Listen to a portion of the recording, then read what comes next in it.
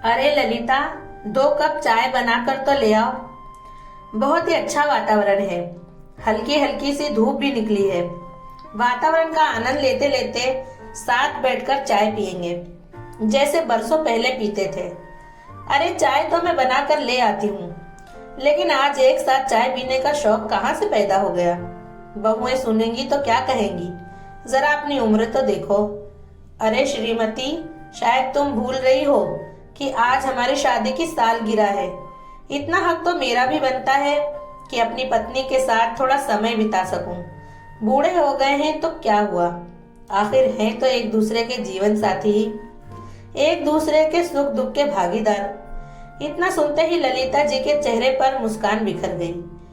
परंतु अगले ही क्षण अगासी में एक चारपाई पर करवट लेकर पड़े हुए अशोक जी का ये सपना बारिश की तेज बरसती हुई बौछार ने तोड़ दिया। एक ही झटके में वो अपने सपनों की दुनिया में से बाहर आ गए।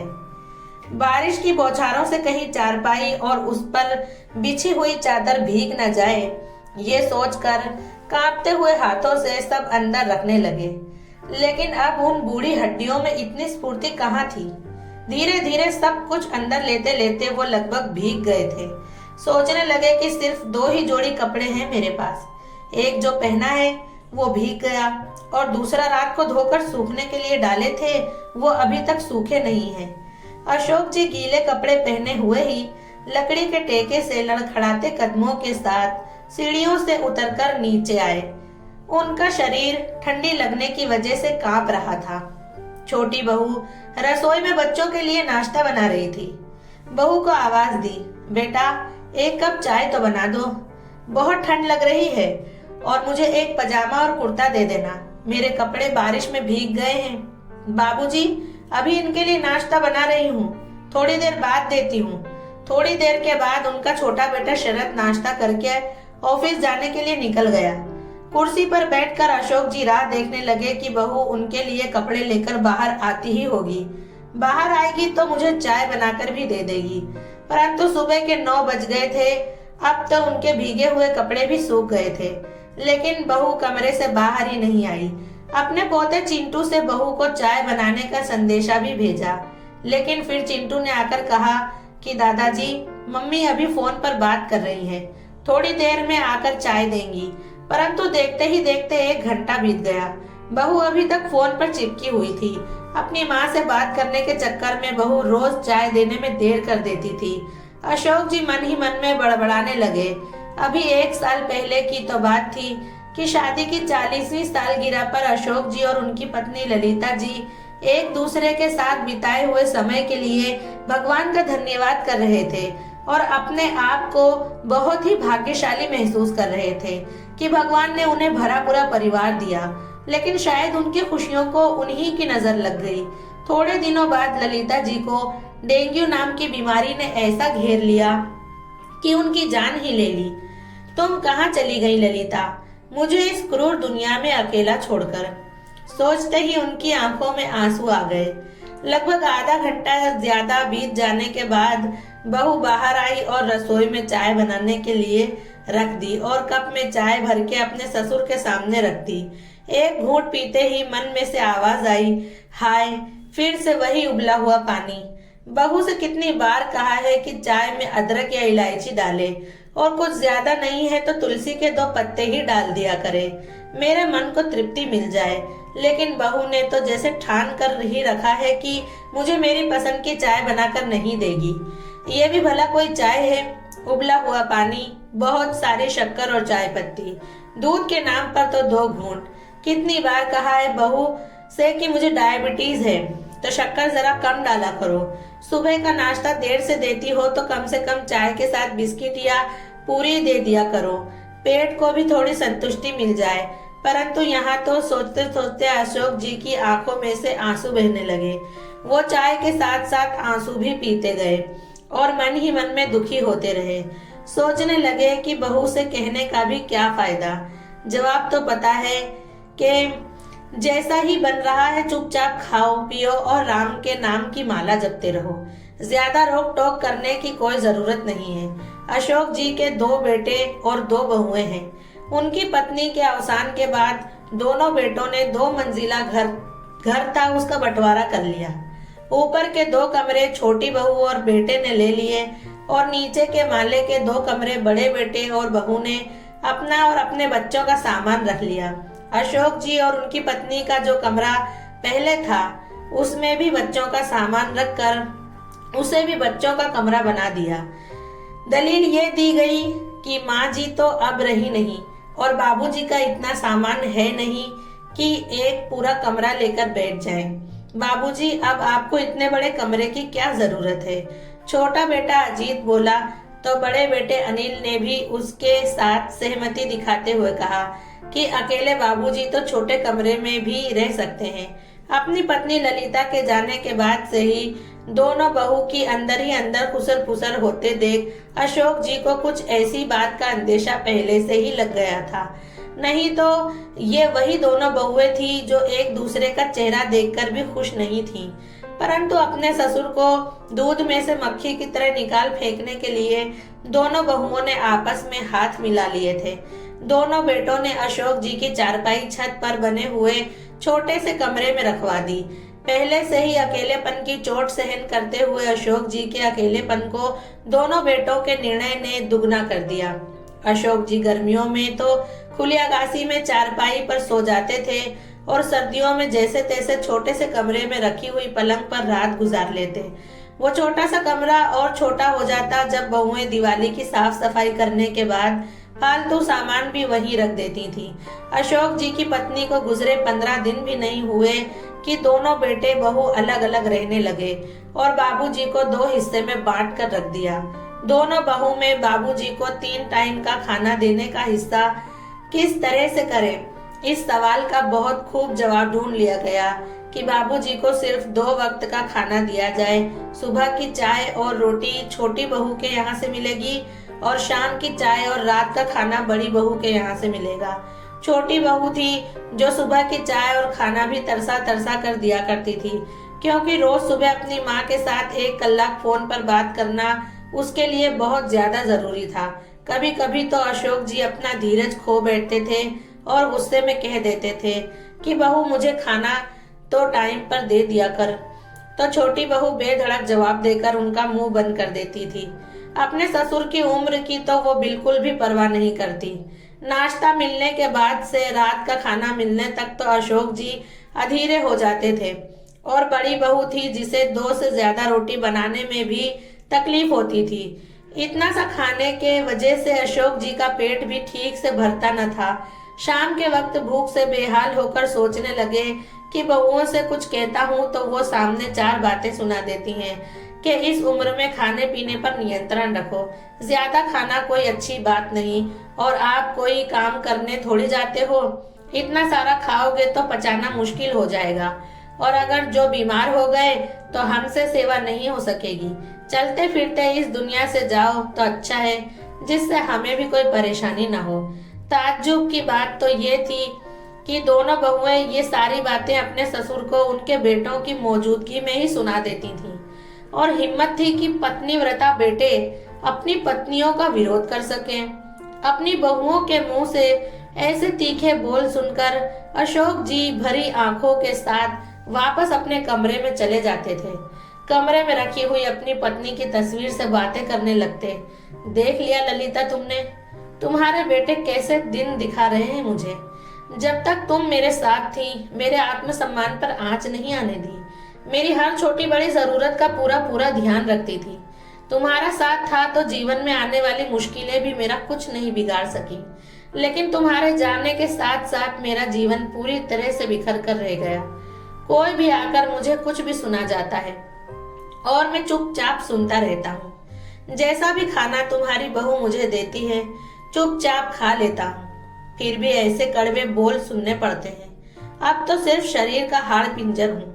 मेरी जान तो उसी दिन निकल गई थी जिस दिन तुम मुझसे जुदा हो गई थी। मुझे पता है कि मेरी ऐसी हालत देखकर तुम्हें भी शांति नहीं मिलती होगी। अशोक जी सोचने लगे कि जब मेरा पेंशन आता है तो दोनों बेटे उस पर टूट पड़ते हैं और अंदर ही अंदर आधा आधा बांट लेते हैं। उन्हें अपने हक तो पता है लेकिन फर्ज निभाना नहीं जानते। अभी तो मेरा पेंशन घर में आ रहा है, तो भी बेटे और बहू ऐसा बर्ताव करते हैं। अगर पेंशन भी ना होता तो पता नहीं ये लोग मेरी क्या हालत करते। उम्र हो जाने के बावजूद भी ललिता ने पूरा घर संभाल रखा था। जब तक मेरी पत्नी घर संभाल रही थी, घर का पूरा काम करने के बाद भी उसके चेहरे पर जरा भी गुस्सा या थकान दिखाई नहीं देती थी। कितना ख्याल रखती थी तुम दोनों बेटों का। किसी बेटे को एक सब्जी पसंद नहीं थी तो जल्दी से दूसरी सब्जी बनाकर हाजिर कर देती थी, लेकिन भूखे पेट कभी भी अपने बेटों को सोने नहीं देती थी। शादी के पहले तक तो बेटे भी बहुत मान सम्मान देते थे हमें। अपने बेटों की तुलना श्रवण कुमार से करते हुए मैं गर्व अनुभव करता था। हमेशा कहता था कि देखना ललिता, हम अपना बुढ़ापा बहुत ही सुख से बिताएंगे। अच्छे संस्कार जो दिए हैं हमने हमारे बेटों को। अपने भविष्य के बारे में सुनहरे सपने सजाते हुए थकते नहीं थे दोनों पति पत्नी। उसके बाद दोनों बेटों की शादी हो गई। बहुएं थी तो बहुत ही अलग स्वभाव की, लेकिन अपनी सास का पूरा मान रखती थी, या तो ये कह लो कि मान देने का नाटक करती थी। पूरा घर जो संभाल रखा था उनकी सासू माँ ने। आधे से ज्यादा काम तो तैयार किया हुआ मिलता था दोनों को। पूरा परिवार खुशहाल था। फिर अचानक डेंगू के बुखार ने ललिता को पूरी तरह से जकड़ लिया। आज भी वो रात याद है मुझे, जब ललिता 104 डिग्री बुखार में तड़प रही थी। दर्द की वजह से सिर फट रहा था। मैंने कितना कहा था अपने दोनों बेटों से कि अपनी माँ के लिए होकर बुखार की दवा ला दे, लेकिन दोनों बेटों ने ये कहकर बात टाल दी कि अभी कोई दुकान खुली नहीं होगी। लेकिन सरकारी दवाखाने में तो दिन रात खुली रहती है ना। इस बात का भी उन पर कोई असर हुआ नहीं। शायद नींद उन्हें उनकी माँ से ज्यादा प्यारी थी। सुबह जाकर ला देंगे, तुम जाकर सो जाओ और हमें भी सोने दो, ऐसा कहकर दोनों बेटे वापस सो गए। आधी रात को पैदल चलकर मैं ललिता के लिए दवा लेकर आया था, लेकिन जब घर पहुंचकर देखा तब तक बहुत देर हो चुकी थी। ललिता तो मेरी राह देखते देखते इस दुनिया से जा चुकी थी। उसके गए बाद तो मैं जैसे अपाहिज ही हो गया। ये लोग इतना भी नहीं सोचते कि जब तक जिंदा हूँ 2 रोटी तो खाऊंगा ना। क्यों मेरी 2 रोटियां भी इन लोगों को आज भारी लग रही हैं। अपनी पत्नी की तस्वीर के साथ बातें करते करते अशोक जी को कब नींद आ गई पता ही नहीं चला। अपने अकेलेपन को दूर करने के लिए अशोक जी सुबह और शाम के समय पार्क में चक्कर लगाने जाते और वहां उनकी उम्र के लोगों के साथ बैठकर उनके साथ बातें करके अपना मन जरा हल्का कर लेते। एक दिन अशोक जी और उनके मित्र दोनों पार्क में बैठे थे। तब शुक्ला जी बोले, आज बहू भरवा भिंडी की सब्जी बनाने वाली है। क्या कहूँ अशोक जी आपसे, भरवा भिंडी की सब्जी इतनी स्वादिष्ट बनाती है कि पेट भले भर जाता है लेकिन मन नहीं भरता। शुक्ला जी ने जैसे ही भिंडी की सब्जी की बात की तो अशोक जी की आंखों में चमक आ गई। भिंडी की सब्जी तो मेरी पत्नी ललिता भी बहुत अच्छी बनाती थी। पत्नी के साथ साथ जिंदगी के सभी स्वाद भी चले गए। अब तो बहुओं से बनाने का कहता हूँ तो इतना कहते कहते उनकी आंखों में आंसू आ गए। फिर एकाएक अपने आंसू को अपने दिल में छुपाकर बात को छुपाने का असफल प्रयास करते हुए कहने लगे, यूं तो खाना तो मेरी बहुएं भी अच्छा बनाती हैं। फिर शुक्ला जी बोले, अरे अशोक जी, आज आप मेरे साथ मेरे घर चलो, हम एक साथ खाना खाएंगे। खूब मना करने के बावजूद शुक्ला जी माने नहीं और जिद करके अशोक जी को खाना खिलाने के लिए अपने घर लेकर गए। इस बात को थोड़े दिन बीते तो उनकी बड़ी बहू उनके कमरे के बाहर आकर चिल्लाते हुए बोली, बाबूजी, आपने तो हमारी इज्जत की धज्जियां उड़ाकर रख दी। शर्म नहीं आई आपको ऐसे कांड करते? अपनी इज्जत का नहीं तो कम से कम अपने बेटों की इज्जत का तो ख्याल कर लिया होता। पड़ोस में नाक कटा कर रख दी हमारी। अशोक जी जिस हैरानी से अपनी बहू की बात सुन रहे थे फिर बोले, लेकिन बहू, ऐसा तो मैंने क्या कर दिया कि तुम इतने गुस्से में हो? अच्छा दिखावा तो ऐसा कर रहे हैं कि जैसे आपको पता ही नहीं कि आपने क्या किया है। अभी अभी काम वाली बता कर गई है कि आप शुक्ला जी के यहाँ खाना खाने जाते हो। बड़ी बहू ने कहा तो उसके सुर में सुर मिलाते हुए छोटी बहू भी बोली, क्या हम आपको खाना नहीं देते जो पड़ोसियों के घरों में मुंह मार रहे हो? आप जानते हैं कि मैं कितने पैसे वाले घर की बेटी हूँ। अगर मेरे मायके में इस बात का पता चल गया तो क्या इज्जत रह जाएगी हमारी? दुनिया वाले क्या सोचेंगे? कि बेटे बहू मिलकर भी इन्हें 2 वक्त का खाना नहीं दे सकते। दोनों बहुओं की खरी खोटी बातें सुनकर अशोक जी का दिल जोर जोर से धड़कने लगा। उन्हें भी ये लगने लगा कि शायद उन्होंने बहुत बड़ा अपराध कर दिया है। अपराध बोध की भावना के चलते वो कुछ नहीं बोल सके और दुखी मन के साथ वापस आकर पलंग पर बैठ गए। फिर दूसरे ही पल सोचने लगे कि मुझे मेरे अपने घर में पेट भर के खाना मिलता होता तो मैं किसी दूसरे के घर खाना खाने क्यों जाता। अगर मैंने शुक्ला जी के घर 1 या 2 बार खाना खा भी लिया तो इसमें इतना बड़ा क्या गुनाह कर दिया। मैं भी भूखा कब तक रहूं। मेरा भी मन करता है भर पेट स्वादिष्ट खाना खाने को। दूसरे दिन सवेरे जब अशोक जी सीढ़ियों से नीचे उतर रहे थे तो उन्हें स्वादिष्ट भोजन की खुशबू आने लगी। देखा तो बहुएं एक साथ मिलकर रसोई में खाना बना रही थी। एकाएक उन्हें याद आया कि आज तो ललिता की बरसी है। आज ही के दिन तो ललिता हमें हमेशा के लिए अकेला छोड़कर चली गई थी। आज ललिता जी की पसंद का सारा खाना तैयार किया जा रहा था। भरवा बैंगन, आलू की सब्जी, चने की सब्जी, खीर और पूरी बनाई जा रही थी। पकौड़े और दाल चावल भी बनाया जा रहा था।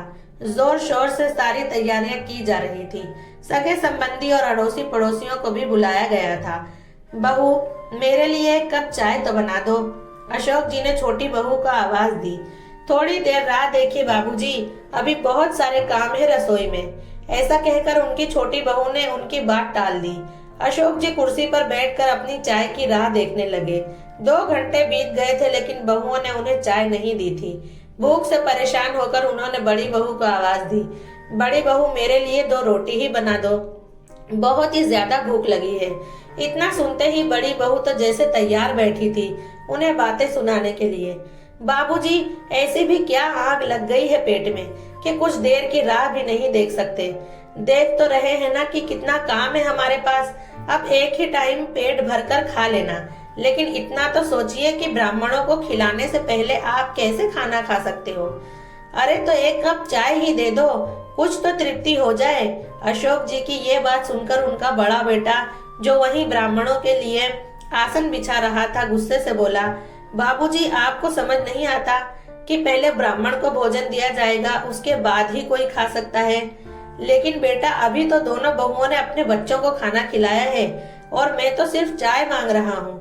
फिर छोटा बेटा जो अपनी माँ की तस्वीर पर चढ़ी हुई माला को ठीक कर रहा था वो कहने लगा कि बाबूजी अगर बच्चों ने खाना खा भी लिया है तो इसमें क्या हो गया, आप हर वक्त शिकायत क्यों करते रहते हो। अपमान के घूंट पीकर अशोक जी चुपचाप अपनी कुर्सी पर बैठे रहे। थोड़ी देर बाद 11 ब्राह्मण भी भोजन लेकर चले गए और सभी मेहमान भी आने लगे थे, लेकिन अशोक जी को अभी तक किसी ने खाना नहीं दिया था। वो सोचने लगे, हाय रे विधि का विधान, ये कैसा रिवाज है कि जीते जी ये लोग अपने बूढ़े बाप को पूछते भी नहीं कि उसे क्या पसंद है और क्या नहीं पसंद, लेकिन मरे हुए व्यक्ति के पीछे उसकी पसंद की सारी चीजें बनाई जा रही हैं और ब्राह्मणों को खिलाया जा रहा है। मन ही मन में सोचने लगे कि काश इंसान अपने बूढ़े माँ बाप की जीते जी सेवा कर सके। आज उनकी आंखों के आंसू रुक ही नहीं रहे थे। तभी छोटे बेटे ने आवाज दी और उनके हाथ में खाने की थाली पकड़ाते हुए उनके हाथों को झंझोड़ते हुए कहा, लो खा लो। जैसे ही वो खाने का पहला निवाला मुंह में रखने गए उनके बेटे ने उनकी आंखों में आंसू देखे। देखते ही उनसे कहने लगा कि बाबूजी यहाँ सारे मेहमान आए हुए हैं और आप यहाँ बैठकर सबके सामने आंसू बहा के तमाशा कर रहे हो। अगर यही सब करना है तो अपने कमरे में जाकर बैठिए। सबके सामने हमारी इज्जत की धज्जियां उड़ाने की कोई जरूरत नहीं है। अशोक जी की धीरज अब खत्म हो गई थी। अचानक अपने बेटे के हाथ में खाने की थाली वापस देते हुए जोर से बोले, नहीं चाहिए मुझे ये अपमान भरा हुआ खाना। काश मैं भी अपनी पत्नी के साथ ही चला गया होता तो अच्छा होता। ऐसी अपमानजनक जिंदगी भी कोई जिंदगी है। अशोक जी की बातें सुनकर उनके बेटे और दोनों बहुएं गुस्से से उनकी तरफ देख रहे थे, लेकिन आज बाबूजी डर कर बैठने वाले नहीं थे। उन्होंने कहना शुरू किया, 2 बेटे और बहुएं होने के बावजूद भी मुझे पेट भरकर खाना नहीं खिला सकते, और अगर 1-2 दिन मैंने अपने मित्र के घर खाना खा भी लिया तो उसमें तुम्हारी नाक कट गई। उसके ऊपर भी ये बता दूं बेटा कि मैं अपना पूरा पेंशन इस घर में दे देता हूँ मुफ्त की रोटियां नहीं तोड़ रहा हूँ। इतना करने पर भी इतना अपमान। अपनी माँ की बरसी तो आज तुम लोगों ने खूब मनाई, लेकिन मेरी एक इच्छा है और मैं चाहता हूँ कि तुम लोग उसका मान रखो। मेरे मरने के बाद मेरी बरसी मनाने की या मेरा श्राद्ध करने की कोई जरूरत नहीं। इतना कहते कहते उनकी आंखों में से झरझर आंसू बहने लगे। उसके बाद वो कुछ बोल नहीं पाए। अशोक जी के मुंह से ये सारी बातें सुनकर दोनों बेटे और बहू की आंखें शर्म से नीची हो गईं। शुक्ला जी, जो अशोक जी की भावनाओं को अच्छी तरह समझते थे, उनके बड़े बेटे के कंधे पर हाथ रखकर बोले, तुम लोग यही बात तो नहीं समझते कि जीते जी माँ बाप को अच्छा खाना खिलाओ। अगर जीवित व्यक्ति को खिलाकर संतोष ना पहुंचाया तो उसके मरने के बाद उसकी बरसी पर उसकी मनपसंद का खाना ब्राह्मणों को खिलाने का क्या फायदा।